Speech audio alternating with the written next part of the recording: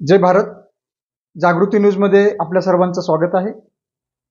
दर्शक हो, 2024च्या लोकसभेच्या निवडणुकीमध्ये निवडणुकीचे चित्र हे आपल्याला विचित्र चित्र बघायला मिळत आहे. कोण कोणाशी आघाडी करेल, कोण कोणाशी समझोता करेल, कोण कोणासोबत जाईल, कोण कुठल्या पक्षाकडून तिकीट, कुणाला कोणत्या पक्षाकडून तिकीट मिळेल, कोण कुठून उभं टाकेल, हे सगळं जे आहे ते हे सगळं आपल्याला जरा या निवडणुकीमध्ये वेगळे चित्र बघायला मिळत आहे. तुम्ही जर महाराष्ट्राचं चित्र बघितलं तर महाराष्ट्रामध्ये सगळ्याच पक्षाचे सोशल मीडियावरती पेज आहेत. काँग्रेसचं पेज आहे, शिवसेनेचं पेज आहे, राष्ट्रवादीचं पेज आहे, भाजपचं पेज आहे आणि या सगळ्या पेजवर ते आपापल्या पद्धतीनं आपापल्या पक्षाचा प्रचार करताना आपण बघतो. आणि त्याच्यातून एक मला असं दिसतंय चित्र की महाराष्ट्रामध्ये आणि महाराष्ट्रातली जी जनता आहे ही भारतीय जनता पार्टीवर म्हणजे भाजपवर प्रचंड नाराज आहे. भाजपने कुठली जरी पोस्ट टाकली तरी त्यांच्या समर्थनात कमेंट कमी आणि त्याच्या विरोधामध्ये 90% कमेंट आपल्याला बघायला मिळतात. काही उदाहरणं दाखल मी तुम्हाला काही दाखवतो. सगळं आपण बघितल्यानंतर तुमच्या लक्षात येत असेल की महाराष्ट्रातली जनता ही सर्वसामान्य जनता म्हणू आपण, कारण सोशल मीडिया आता सर्वसामान्य लोक सुद्धा वापरतायत आणि त्यातले त्यात जास्त युवक वापरतायत. आणि युवकांची मतं तुम्ही जर जाणून याच्यातली बघितली असतील तर युवक हा मोठ्या प्रमाणामध्ये भारतीय जनता पार्टीच्या विरोधामध्ये आपल्याला दिसतंय. कारण भारतीय जनता पार्टीचं सरकार जे आहे हे महागाई वाढवणारं सरकार आहे. हे सरकार बेरोजगारी वाढवणारं सरकार आहे. हे भांडवलदारांचं हित जपणारं सरकार आहे. आणि सर्वात महत्त्वाचं की हे जाती जातीमध्ये भांडण लावणारं सरकार आहे आणि आरक्षणाला विरोध करणारं सरकार आहे, अशी या युवकांची भावना आपल्याला सोशल मीडियावरती बघायला मिळते. काल एक व्हिडिओ माझ्या पाहण्यामध्ये आला जो पंकजा मुंडे आणि धनंजय मुंडे हे एकत्रित आलेले आहेत आणि त्या व्हिडिओमध्ये ते दोघं एकत्र आलेले आहेत.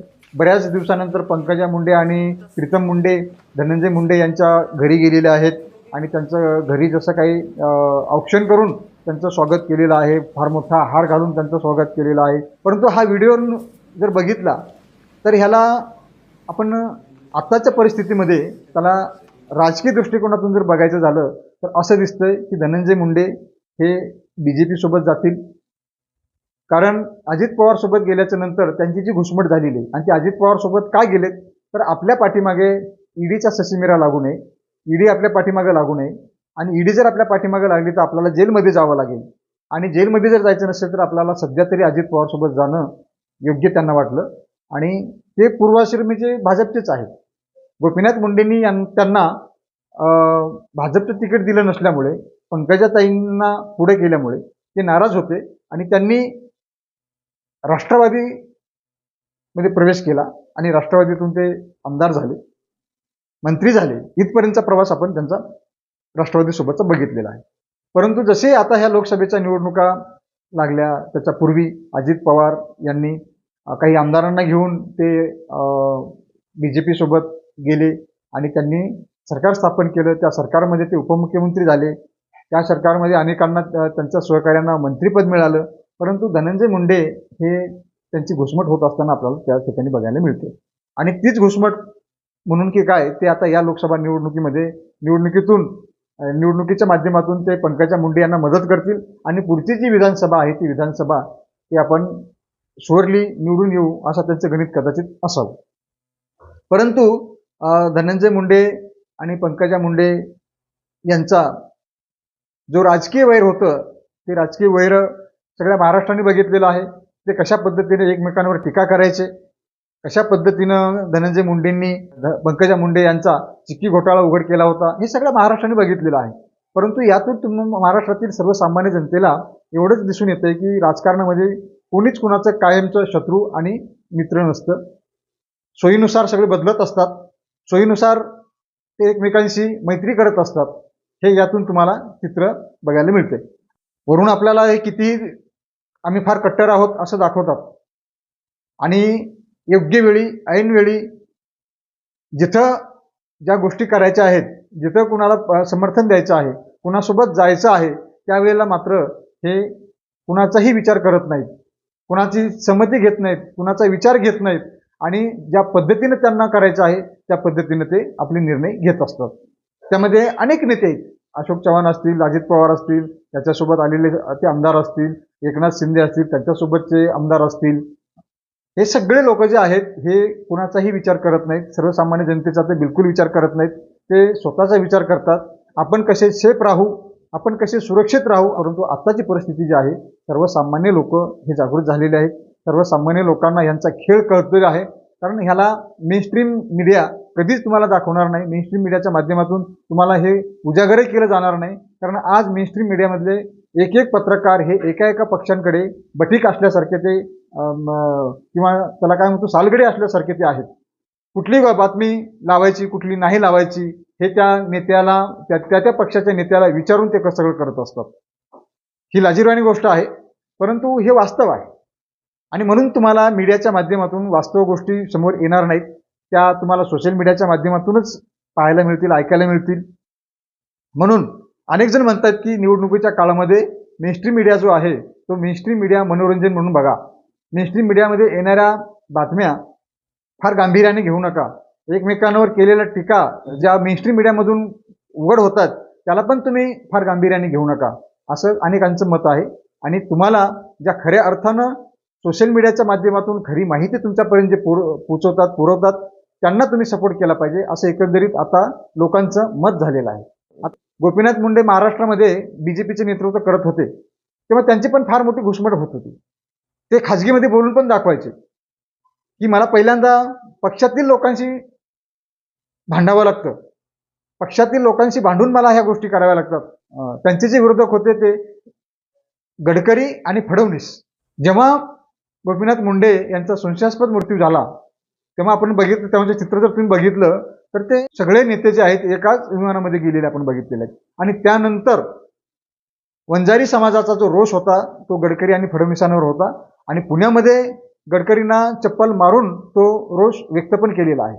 गोपीनाथ मुंडे यांच्या संशयास्पद मृत्यूपासून जर आपण बघितलं तर आत्तापर्यंत जो मुंडे घराण्यांशी भाजपने जो व्यवहार केला तो पूर्णपणे कशा पद्धतीनं पंकजा मुंडेंची व्हॅल्यू कमी करत करत करत आज त्यांना डॅमेज कंट्रोल करण्यासाठी लोकसभेची उमेदवारी दिलेली आहे.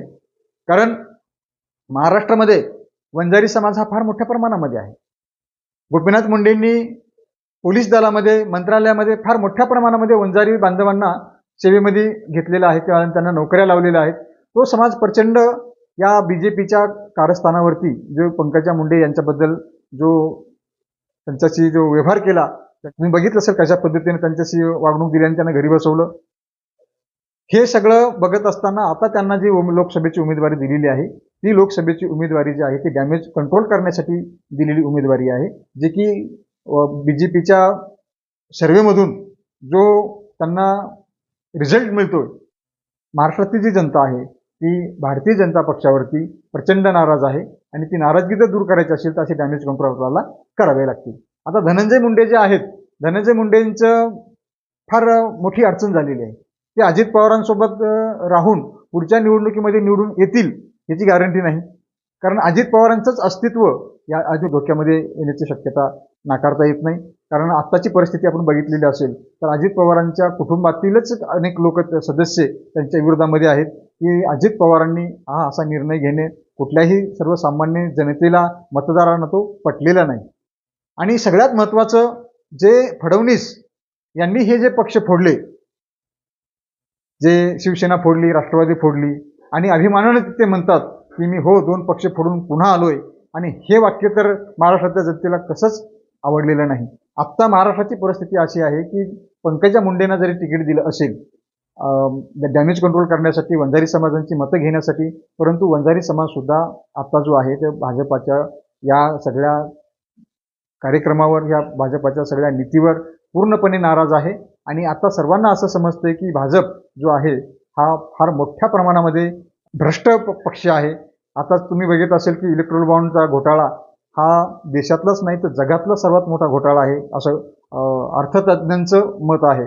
आणि म्हणून बीजेपीला किमान महाराष्ट्रामध्ये तरी मागं सरावं लागणार आहे. ही गोष्ट खरी आहे की बीजेपीच्या विरोधामध्ये सर्वसामान्य जनता आहे, मतदार आहे. मग कुणाच्या समर्थनामध्ये आहे? महाविकास आघाडीमध्ये भारतीय जनता पक्षाला हरवण्याची ताकद आहे का? तर बीजेपीचा जो पारंपरिक मतदार आहे तो कुठल्या पक्षाकडे झुकेल, वंचित बहुजन आघाडीचा काय परिणाम होईल, याचा जर आपण विचार केला तर एक आपल्याला चित्र या महाराष्ट्रामध्ये दिसतं की ही जी निवडणूक आहे ही निवडणूक त्रिशंकू होण्याची शक्यता आहे. आणि या त्रिशंकूमध्ये जर अजूनही वेळ गेलेली नाही, महाविकास आघाडी आणि वंचित बहुजन आघाडीने जे काही मतभेद आहेत ते मतभेद बाजूला सारून फक्त विदर्भातल्या जागांसाठीचा जो समझोता व्हायला पाहिजे होता तो झालेला नाही. प्रकाश आंबेडकरांनी काल पत्रकार परिषद घेऊन आपल्या 8 ठिकाणचे उमेदवार जो आहेत ते त्यांनी जाहीर केलेले आहेत. परंतु या 8 ठिकाणच्या उमेदवारांचा जर विचार केला आपण तर पुढचे जे महाराष्ट्रामधले उमेदवारांच्यासाठी जर महाविकास आघाडी आणि वंचित बहुजन आघाडी, जरांगे पाटील आणि शेंडगे यांची जर महाविकास आघाडी पुन्हा झाली तर महाराष्ट्रातलं चित्र भाजप विरुद्ध महाविकास आघाडी असंच असणार आहे.